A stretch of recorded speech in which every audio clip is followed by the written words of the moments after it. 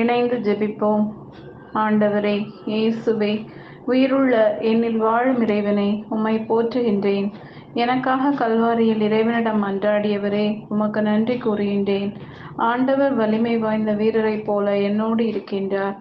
எனவே என்னை துன்புறுத்துவோர் இடறி விழுவர். அவர்கள் வெற்றி கொள்ள மாட்டார்கள்.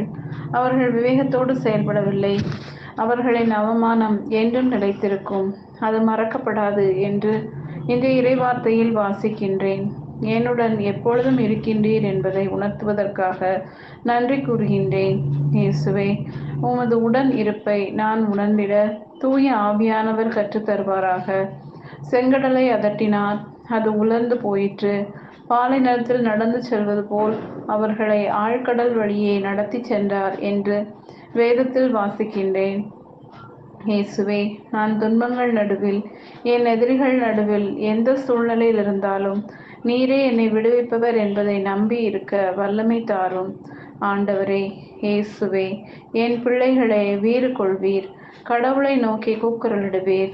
பகைவரின் ஆற்றலினின்று கைவன்மை நின்றும் அவர் உங்களை விடுவிப்பார் என்ற வார்த்தையில் நம்பிக்கை வைத்தவனாக உம்மை நோக்கி கதறுகின்றேன்.